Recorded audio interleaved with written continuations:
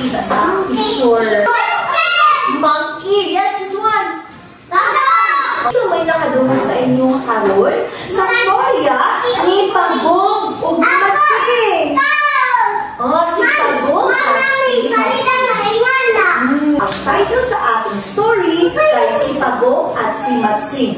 Ang title, si Matsing. Kapit? Matsing! Ang Tagalog mabot sa monkey, Matsing. Tunay pangunahan na si teacher. Paano kaya lumalaki at nabubuhay ang mga puno at mga halaman? Hindi daw sila mag-grow. Yes! Miss Lisa! Subuhan sa? Miss Lisa! Bisbisan daw puno. Sakto ba ang tubang niya? Yes! Very good. Buuan daw bisbisan. Kaya para mo grow. Ang pangutana, kinsa kahay na nag-iya ang duha ka buong gitunga nga punuan. Silang Pagong at si Matsing. Dahil asa man ang itungo ato? Kang Matsing or kang Pagong? Ha? Let's find out in the story, okay?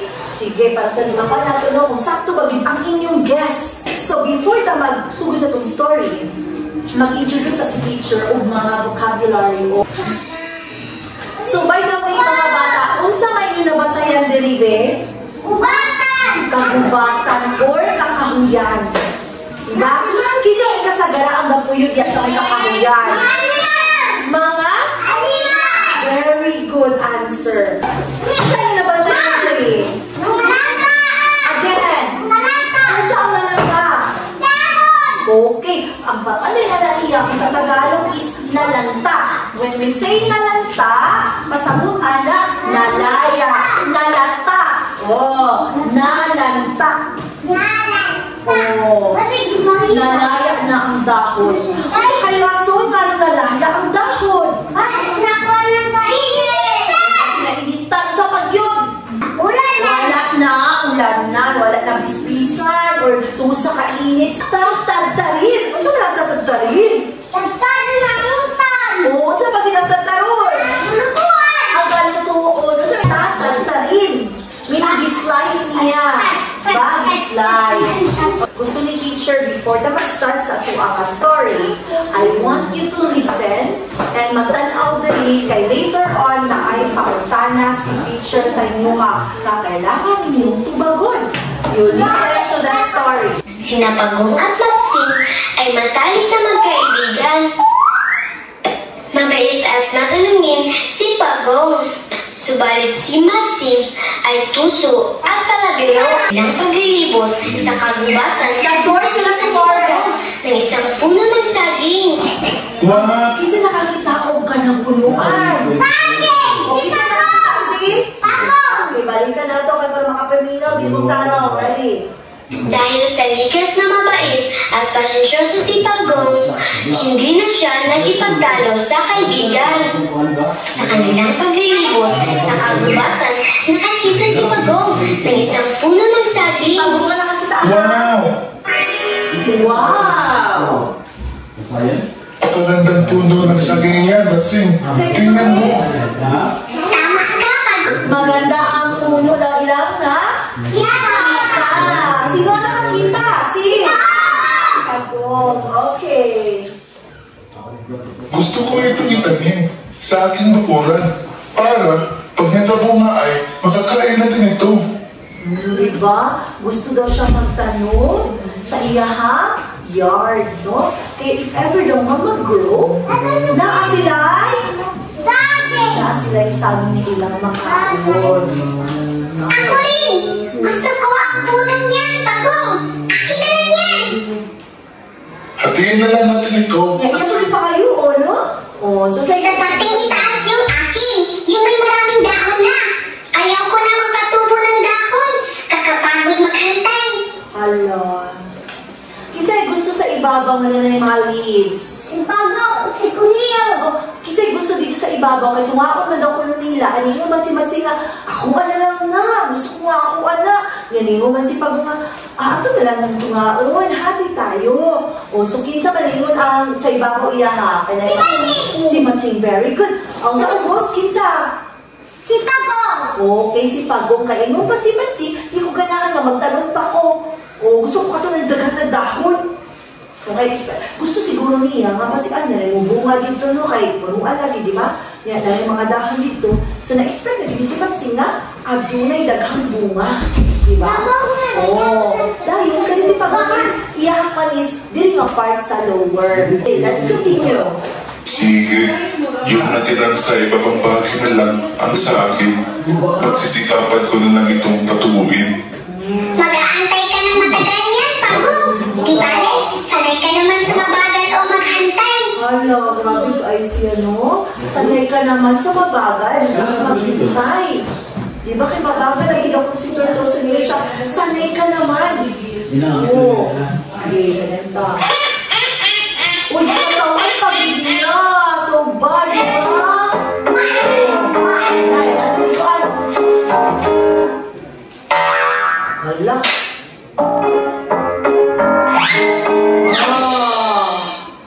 Umuwing masaya si Matsing.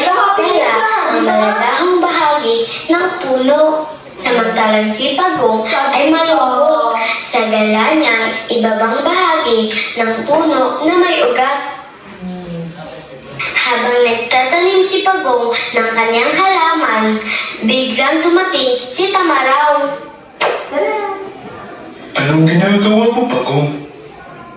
Tinatanim ko itong ibang bahagi ng puno ng saging na may ugat. Ba't tinatawusan mo, Pagong? Kasi yung ibang bahagi ang napunta sa akin, samantalang kay Matsing ay ang maladahang itaas na bahagi ng puno. Huwag kang mag-alala, Pagong. Mas tutubo ang sayo dahil may ugat ito. Alagaan mo na mabuti at ito ay sisigla. Talaga ba? Salamat, Tamaraw. Inaalagaan ni Pagong ang kanyang halaman. Araw-araw niyang dinidiligan ito. Na noon din ang ginawa ni Matsing. Subalit, makalipas ang ilang araw na nagda ang tanim ni Matsing. Bakit nagkaganito ang halaman ko? Si Pagong naman ay natuwa nang makita ang umuusbong na dahon sa kanyang halaman. Lalo nitong inalagaan ang tanim hanggang sa naunga ito ng hitik na hitik. Wow! Nainggit si Matsing nang makita ang bunga ng saging sa halaman ni Pagong. Buti pa ang sayo nagkabunga. Paano nangyari yan? Ang sa akin ay nalanta at natuyo. Nalanta ang Inalagaan ko kasi na mabuti. Sabi ni Tamaraw, talagang tutubo ang halaman kapag ito ay may ugat. Ganun pala. Sige, kainin na natin ang bunga, kaibigang Pagong. Mukhang hinog na ito at masarap. Sige, ngunit hindi ako makaakyat kay Bigang Matsing. Masyadong mataas ang puno. Hindi Hindi ko makaakyat maabot ang bunga. Ako na nakaakyat, kaibigan. At ilalaglag ko na lang ang bunga sa'yo. Aba, sige, kaibigan. Yan, Salamat. nakakagyo ko, Almara.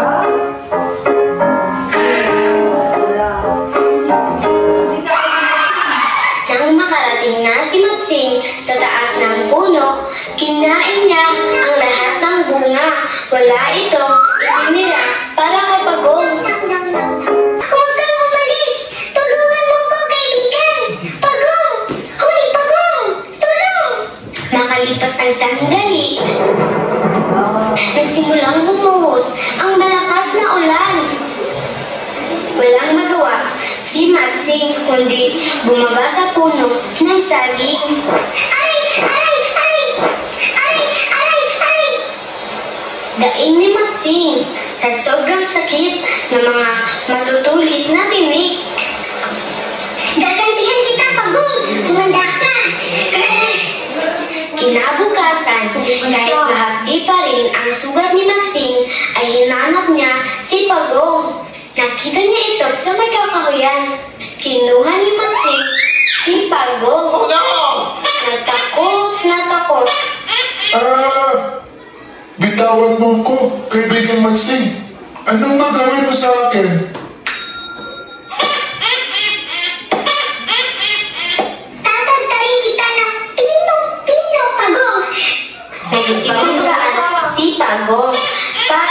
may sahan ang pusong Matsing. Kaibigan, kapag ako'y iyong tinagtad, dadami lang ako at susugurin kita at kakainin. Gusto mo yun? Napaisip si Matsing. Susunugin na lang kita hanggang ikaw ay maging abo. Ramdam mo ba ang aking bahay na hawak mo? Hindi sinatablan ng apo yan. Sa kapal at iba nito. Napaisip muli si Matsing hanggang naisipan niya pumunta sa dalampasigan. Itatapon na lang kita sa dalampasigan hanggang sa malunod ka. Lihim na natuwa si Pagong na panggap ito takot sa dalampasigan. Diba? Pwede ka lang sa water. Maawa ka sa akin. Ayaw ko sa tubig. Parang awa mo na. Tuwang-tuwa si Matsing sa pag-aakalang magkakantihan niya si Pagong. Sabi niya maka-revenge ko siya. Yan, siya ka pala si Matsing na pa yung mabuti. Tudulakas na inihagis ni Matsing si Pagong. Naggalit ito nang makitang marunong lumangoy si Pagong. Ang bilis-bilis ng pagkilos nito sa tubig. Naisahan din kita, Matsing. Gustong-gusto ko talaga lumangoy sa dalampasigan. Ang sarap mababad sa tubig. Halika, kaibigan. Naman tayo. Sa manunod, no? Malungkot na umuwi si Matsing. Naramdaman niya kung paano masaktan kapag naloloko ng kaibigan. Mula noon, nagbago na si Matsing. Hindi na sila muling nakita ni Pagong. Matalino man ang Matsing na iisahan din. Atong story. Sila Pagong at Matsing. Very good. Sige sa ang mga tauhan sa atong kwento. Pagong si Matsing. Yes. Unsa ilang gitunga or pinaghatian? Yes, puno na. So, kung ikaw si Pagong mga bata, unsa ba na inyong buhaton? Kung mo si Pagong sa inyong buhaton sa gibuhat ni Matsing. Unsa ang buhaton ni mo kay Matsing? Ano palang walang Jesus, ikaw niya ang mga to. Dapat isis mga yung sa iyo mga bata, no? Ask forgiveness. Kung sa'yo paano ninyo pagkita ng mga sala galing? Oh, mag-sorry.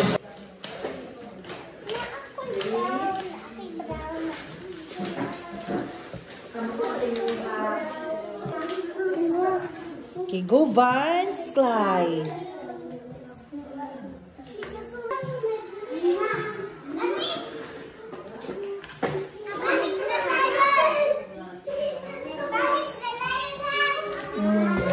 Roblox Kids, narinig ko at dito.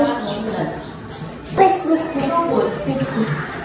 morning classmate na si Pagong o si Matsing. Good job! Here's a star for everyone.